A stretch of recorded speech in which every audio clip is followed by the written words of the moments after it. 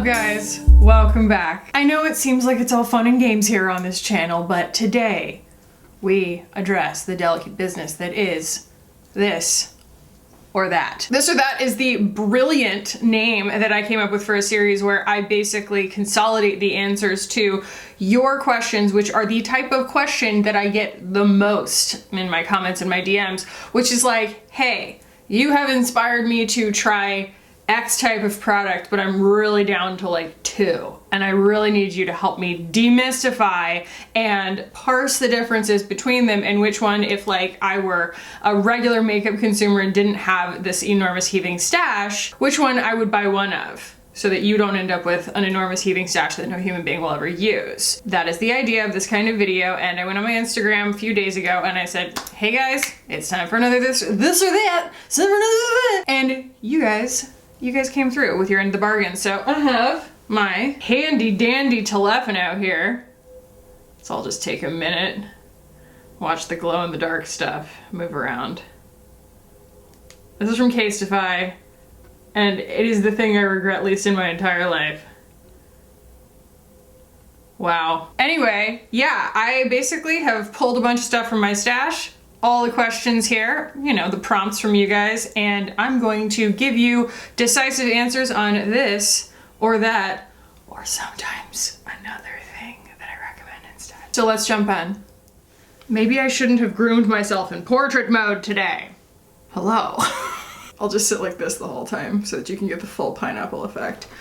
Okay, Cosas Air Brow versus any other brow gel. Is it worth trying anything new but the Cosas? So the only other thing that I would recommend besides the Cosas, because boy brow is dusty, dusty, dusty at this point. I mean, that is a product that has just not stayed with the times. We don't get as much product. It is it's a wonderful formula. I like it a lot, but you don't get very much product. That is one big thing. But the main thing is the shade range. The shade range is still quite garbage. The fact that they threw themselves a parade when they rolled out an auburn shade just sort of speaks to their intentions around boy brow, whereas Cosas was like, you get a clear and 10 shades. Like, I have like 4 shades I could use, depending on my mood. But the only other thing, and of course I'm completely killing my own argument here because I just said that it's all about the shade range, I cannot help being in love with this. If you are a boy brow boy, gal, non-binary, this is better. It's just a matter of whether or not you can get your hands on it, because I had to order from the UK and it probably costs a lot of money, the exchange rates and things like that. I don't know. I just have blinders on when it comes to ordering things. I'm like, it's for my channel, it's all tax deductible. This is the Aethered brow gel. Aethered is the very small still makeup brand from Miss Tanya Burr. Yeah, Throwback City from the Zoe Sugg culinary universe. This is in the shade Mid Brown.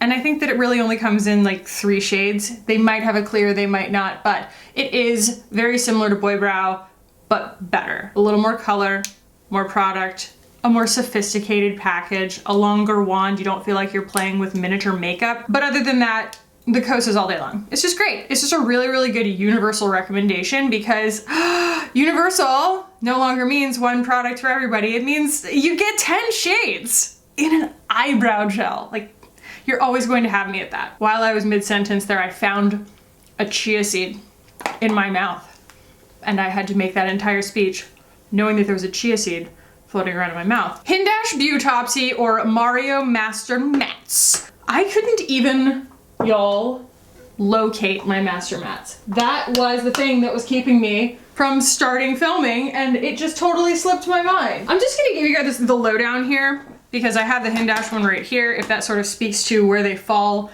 in my opinion scale. I'll just take a little sidebar here. Hindash is introducing something he is calling, and I'm so in appreciation with his millennial punnery. Like, he has the allegiance to his generation as far as using puns, and he is calling the new one monochromance. Say it with me, monochromance.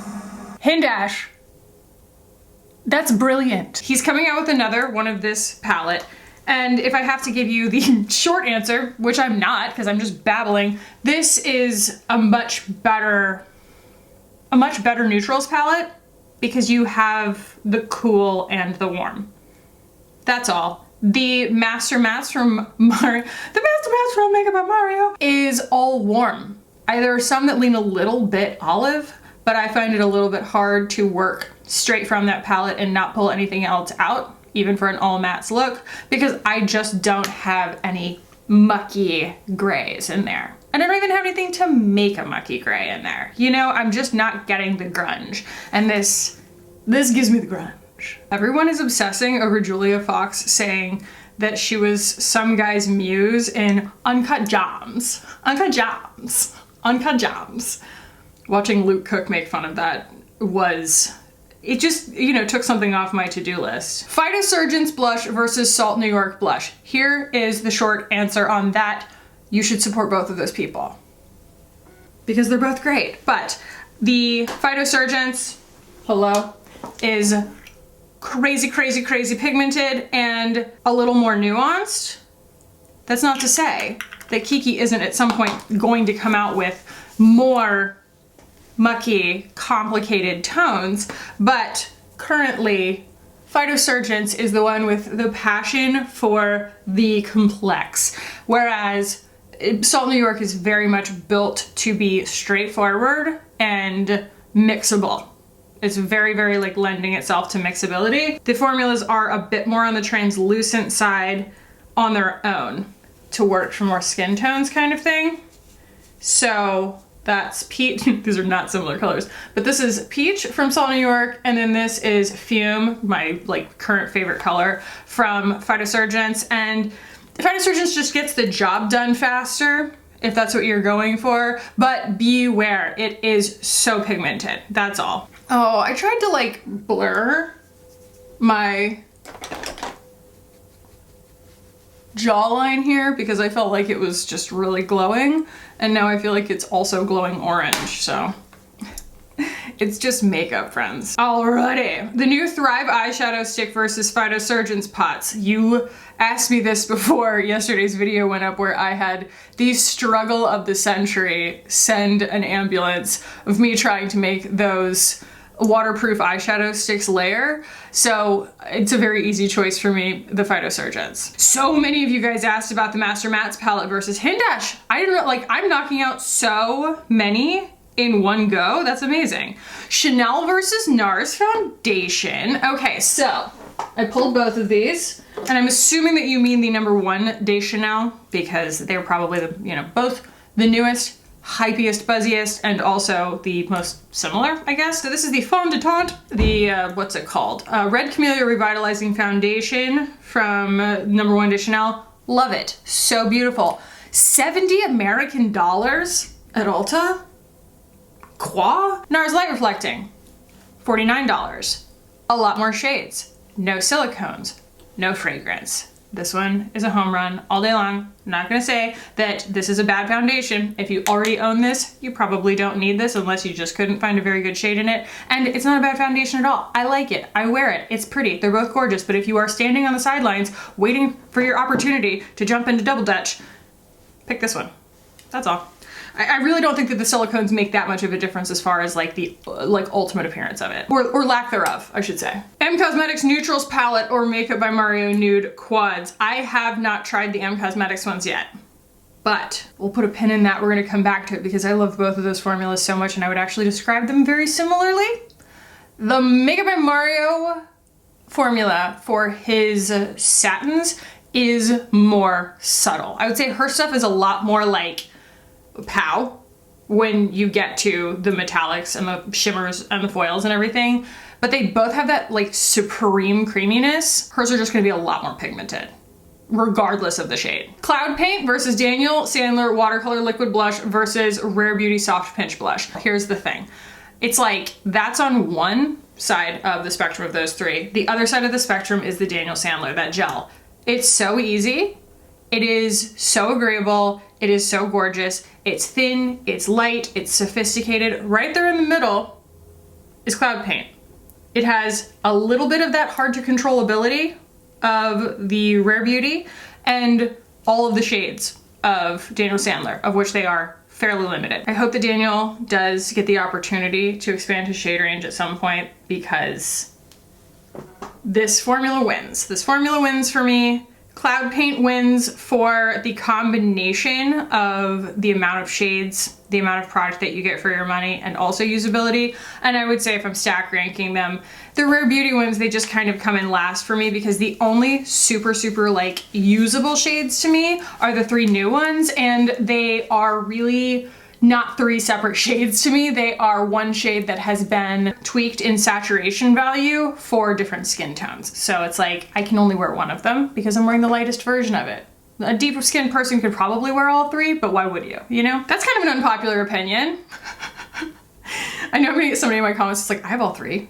I think they're amazingly different. And then they like describe the nuances to me, and I'm like, are you a Capricorn? And they're like, yes, why? Ilia Super Serum Skin Tint versus Cosas Revealer Foundation. I see you. I see what you're doing there. I don't have the Cosas in my thing. Like people really think that I have like everything in PR like the day that it's announced, and that I'm just sitting on it to torture you. I just emailed Cosas 2 days ago, and I was like, vision? Like, I'm pretty excited about it. And they were like, hey, we just got PR out like today. And so it should be coming this weekend or something. So I will get a review to you guys as soon as I absolutely positively can. But yeah, I don't have it in my hands yet. M Cosmetics Dewy Eyeshadow or Super Goop Shimmer Shades. Now, I pulled these out because, wow. That was unexpected. I just like didn't see that one coming. So the shimmer shades are beautiful. They really are. But the whole idea is that they are sunscreens that are right up next to your eyeball, and that just doesn't work for some people, you know? So that is the shimmer shade in Drug Facts. Just kidding. It's See Outer Box. Just kidding. It's First Light, which they print in the tiniest letters ever. So it looks like the name is Drug Facts. And if you're like, oh, obviously it's not Drug Facts, it's the next one says See Outer Box. And you're like, oh, well, it must be See Outer Box then. No, it's First Light. The only other issue with that is that like the wear time is non-existent. That's the only like really big drawback I have with it, because the sunscreen of it all doesn't really bother me. And then we have, yeah, this one's starting to do that crumbly thing that everybody says that theirs was doing. So I don't know. I would say that honestly, neither of these is something that I would like put my wholesale stamp of approval on. Are they pretty? Absolutely. Like there's no denying that that's a pretty thing. But I would recommend a Phytosurgeon's shadow over these, or a Lisa Eldridge shadow, Danessa Myricks. Like I'm just trying to think of like liquid creams, because I can get this look so much easier with a foiled shadow, like a powder shadow, you know, from like Pat McGrath or something. Even ColourPop. A ColourPop Super Shock is going to give you something like this, that like it is that pretty, but also just a lot easier to control. They're kind of putty textured and they're so inexpensive. That's probably what I would do. It's just hard to recommend them because they're just exhausting. You know what I mean? Like ColourPop in my mind, just even saying the word ColourPop exhausts me. By the way, it's gonna be 61 degrees here today, so I'm like fully in my spring bag at the moment. I don't know if you can tell. I'm barefoot right now. I'm barefoot like the barefoot Contessa herself. Patrick Ta Bronzer Duo. It's been sold out forever at my Sephora. And Fenty Cream Bronzer.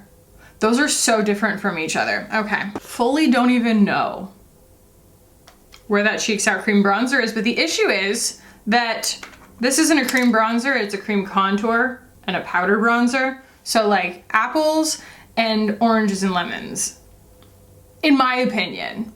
But if you are considering the Fenty Cheeks Out bronzer, I raise you some warm wishes. I will never be over that name. Effortless Bronzer Stick from Rare Beauty.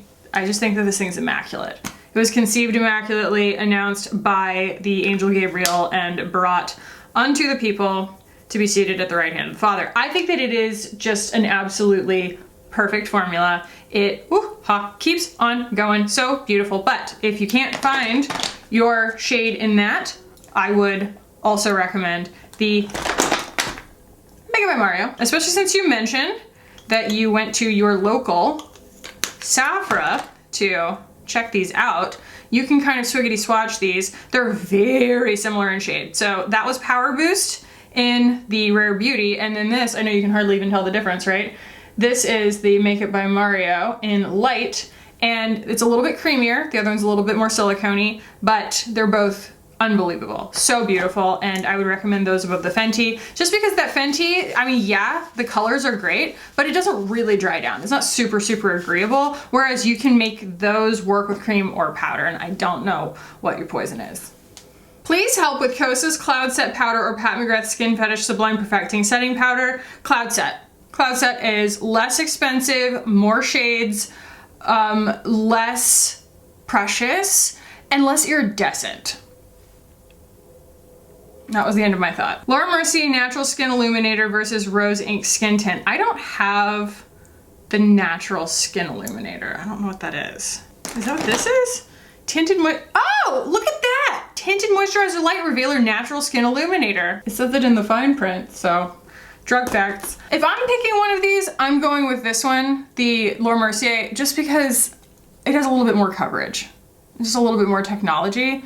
The Rose Ink is really pretty, but like, it is a whisper of a skin tint. It is just like the lowest coverage possible. You know, it's hard for me to really like get excited about that outside of the context of comparing it to other things that are just like it. It's really, really pretty. It wears really beautifully. It has a nice blurring, smoothing thing to it. Great shade range, okay price, but like, I think that Laura Mercier's got this one on lock. It's just prettier. And it's like, it's just more blurring, it's just a little bit more like makeup versus being skincare. VB Bronzer or Patrick Ta Bronzer Contour. Which powder is the easiest to blend for a wash of bronze? I did pull both of these. I'm going to answer this the same way that I answer many bronzer questions, and that is simply to say, it depends. Because, wow, look at that. That's my bronzer shade in She's Statuesque from Patrick Ta, and then that's the lightest shade in the Bronzer Contour Brick, the matte bronzing brick, from VB. That bronzer right there, because that's technically the contour, that bronzer right there is so close to my skin tone that I use it to just kind of like deepen my whole face sometimes when I've gone a little bit too light with my complexion. So amazingly effective, but does something entirely different from this as far as what I'm going for, like why I would reach for it. And in that sense, it does come down to what I always say about bronzers, and that is, I'll vouch for these formulas all day long, but bronzers are just as specific to your needs, to your skin tone, to your wants, to where you're using them on your face as any other complexion product. So it's about whether or not you can find a shade that works for you. But for the price, and for like a very, very even, like usable bronzer, if I'm assuming that you look exactly like me and have every single need that I do with my face, I would still recommend the Patrick Ta just because it's a more believable actual bronzer. Bare Minerals Tinted Moisturizer versus the It Cosmetics CC Cream. It Cosmetics CC Cream, I'm sorry, every single foundation from It Cosmetics is so full coverage. I mean, it is like meant to be one of those like shocking half and half application before and after type things. You know, it's just like, oh, I had this blemish, but you know what I mean? And it just like steamrolls whatever was on your face, blanks it all out. Your tax history, your fingerprints, your family tree. Whereas Bare Minerals is like the easiest thing to wear. I assume you're talking about the Complexion Rescue. Wow, so pretty, so ridiculously pretty. Medium coverage, very even. You could wear it with a full face of makeup, or you could wear it by itself as a sunscreen.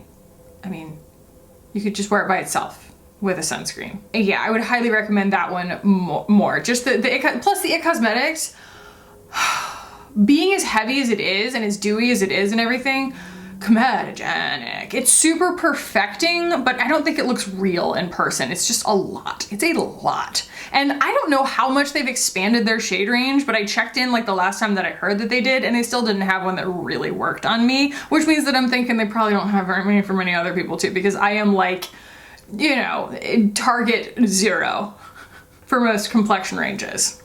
I am their target customer. Neutral white girl. Oh, I love when people split their stuff up 3 ways.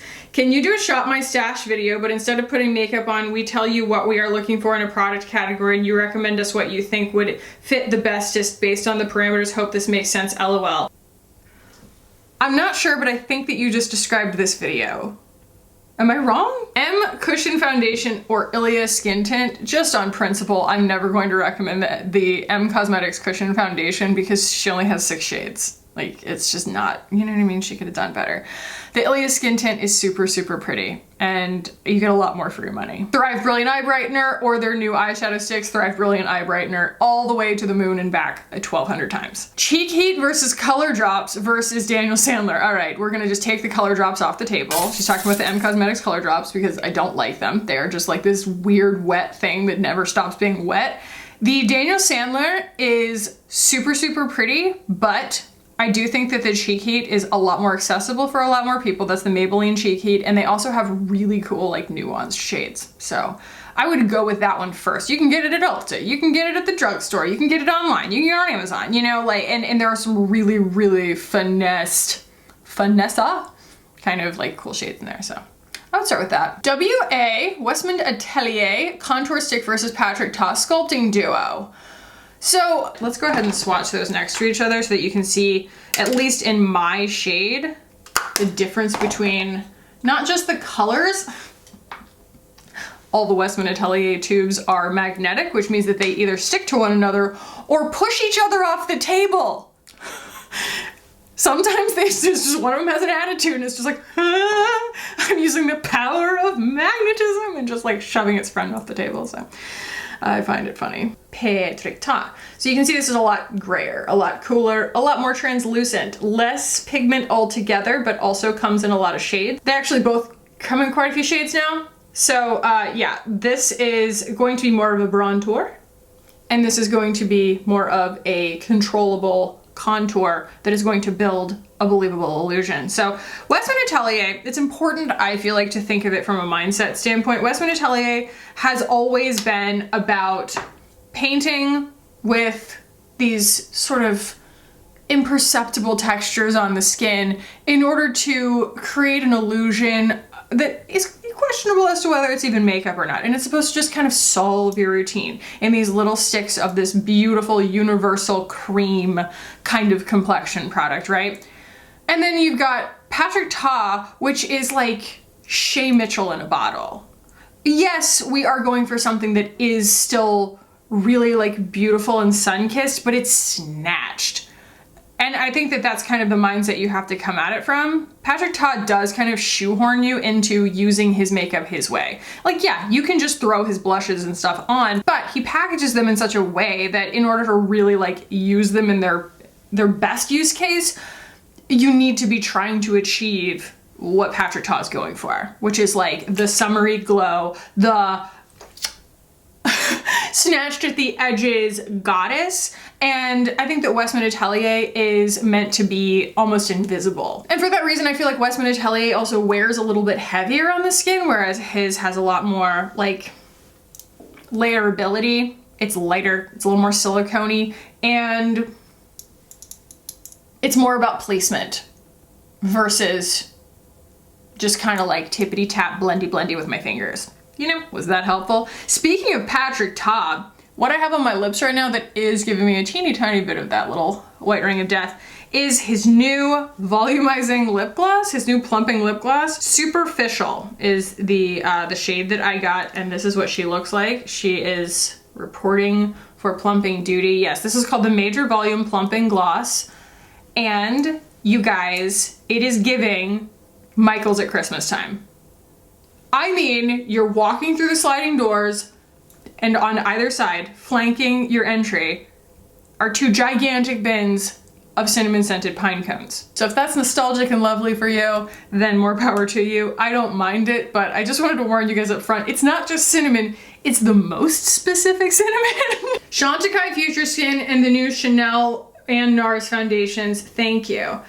So Chantecaille Future Skin and Chanel, both crazy wildly overpriced, and both have silicones in them. I am not vilifying silicones. I just think that it's amazing that Nars made such a high performance foundation that doesn't have any silicones in it. It's amazing. I would take the Chanel out of there just because I think that it is, I think that it is $70 US. That is the first thing I think about it, whereas, I mean, you know, this Chantecaille is 78. And it also has the fragrance. I'm just not a big fan of the fragrance. Chantecaille is really, really beautiful, but their shade range is garbage. And it also comes in a tub, which I put up with because I liked it so much, but like not hygienic.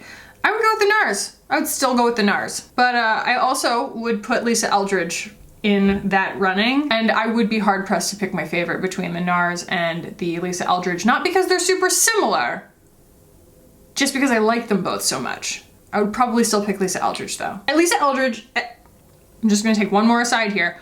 Every time I wear that foundation, that Seamless Skin foundation, I catch myself in the mirror later in the day and I say to myself, what foundation am I wearing? Because it is gorgeous. Ah, yes.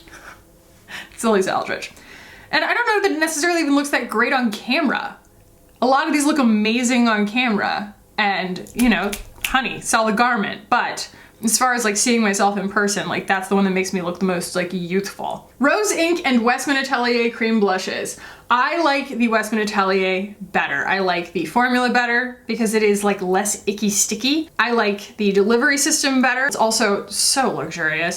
And I think that the shades are so much better. The Westman Atelier shades are so pretty. They're all so nuanced and gorgeous. And the Rose Inc ones are a little bit off the wall to me. Like, they're not unexpected, but also if you're gonna make something that isn't particularly like grungy and nuanced, at least make something where I can find some safe shades for myself. But I ordered 2 shades from her and I was like, what are these? Like, they don't look bad, but like, I don't get it. I don't know. Rose Inc just seemed it was like a little off for me on the whole first release. Eyeshadow. Vesca, RMS, Lisa Eldridge, etc. No, you can't just throw an etc. at the end of that. I'm not just gonna pick my favorite eyeshadow. That's ridiculous. But between those 3, Vesca.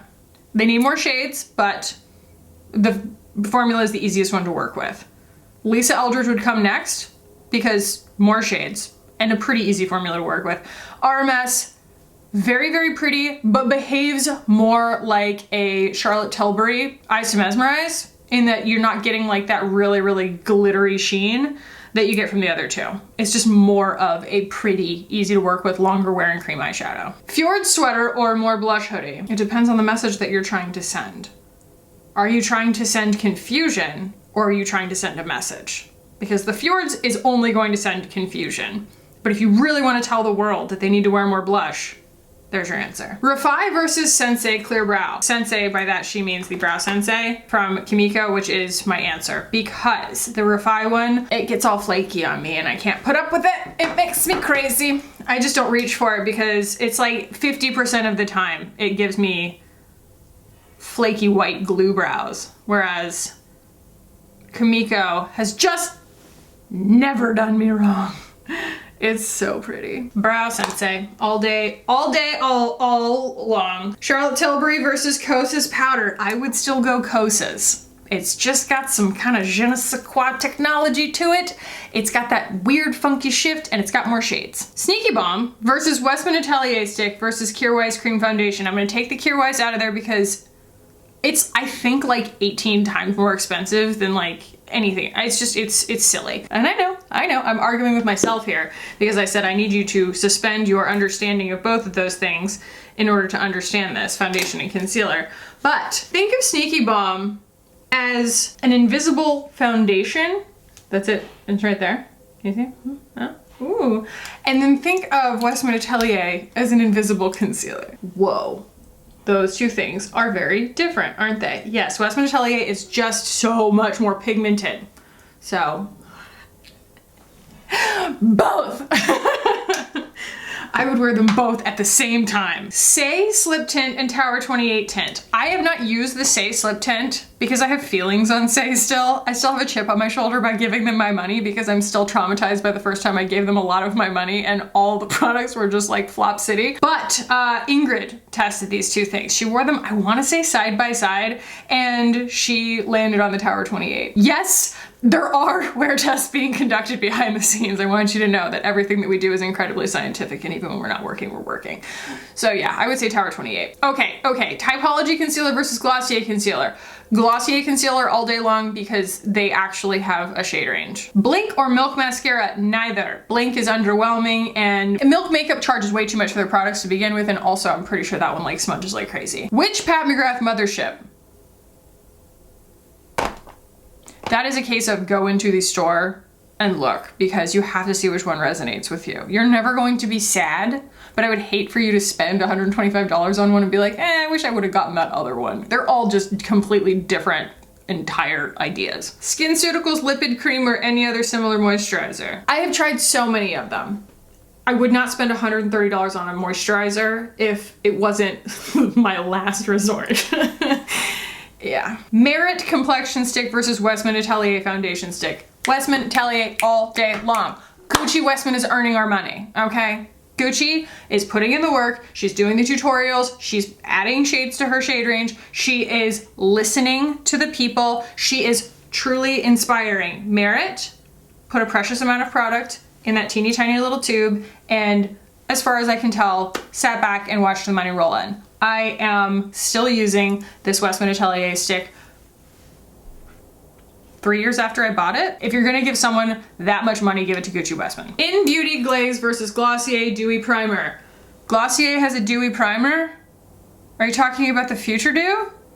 Okay, Future Dew is like an oil, and In Beauty Face Glaze is like a primer.